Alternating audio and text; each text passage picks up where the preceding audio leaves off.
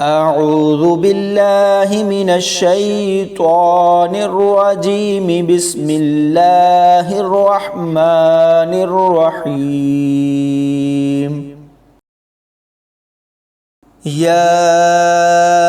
أيها الناس اتقوا ربكم الذي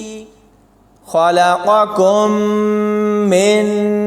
نفس واحدة وخلق منها زوجها وبث منهما رجالا كثيرا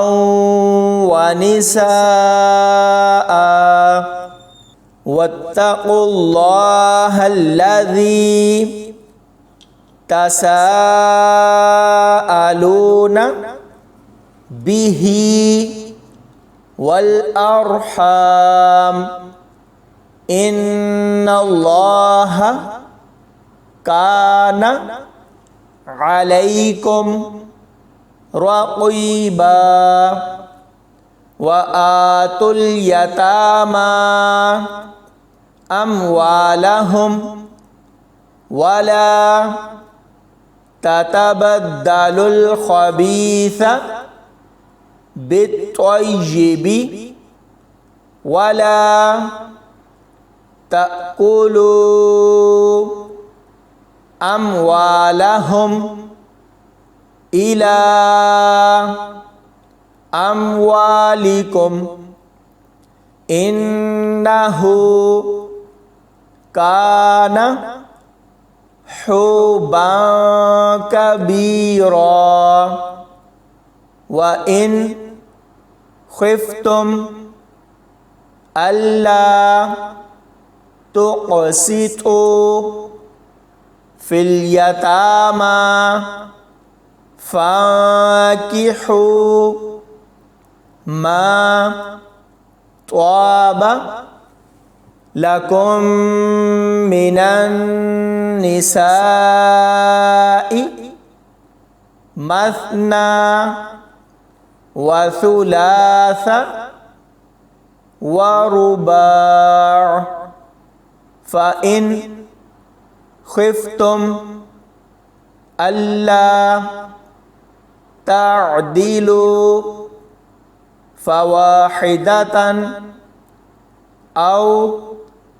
ما ملكت أيمانكم ذلك أدنى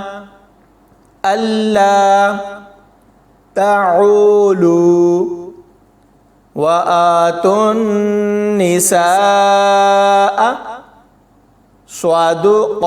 صدقاتهن نحلة فإن طبن لكم عن شيء منه نفسا فكلوه هنيئا مريئا ولا تؤتوا السفهاء أموالكم التي جعل الله لكم قياما وارزقوهم فيها واكسوهم وقولوا لهم قولا معروفا وابتلوا اليتامى حتى إذا بلغوا النكاح فإن آنستم منهم رشدا فادفعوا إليهم أموالهم ولا تأكلوها إسرافا وبدارا أن يكبروا ومن كان غنيا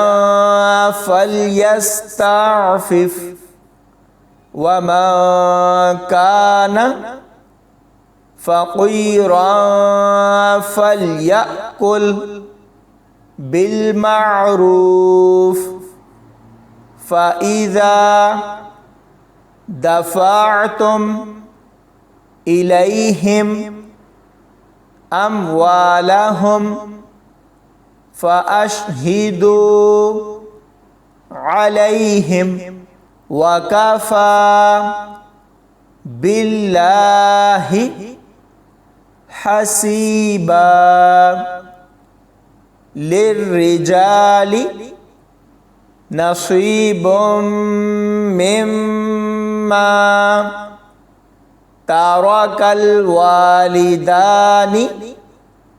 والأقربون وللنساء نصيب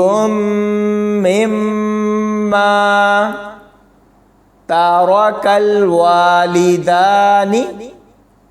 والأقربون مما قل منه أو كثر نصيبا مفروضا وإذا حضر القسمة أولو القربى واليتامى والمساكين فارزقوهم منه وقولوا لهم قولا معروفا وليخشى الذين لو تركوا من خلفهم ذرية ضعافا خافوا عليهم فليتقوا الله وليقولوا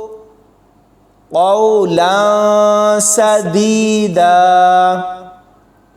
إن الذين يأكلون أموال اليتامى ظلما إنما يأكلون في بطونهم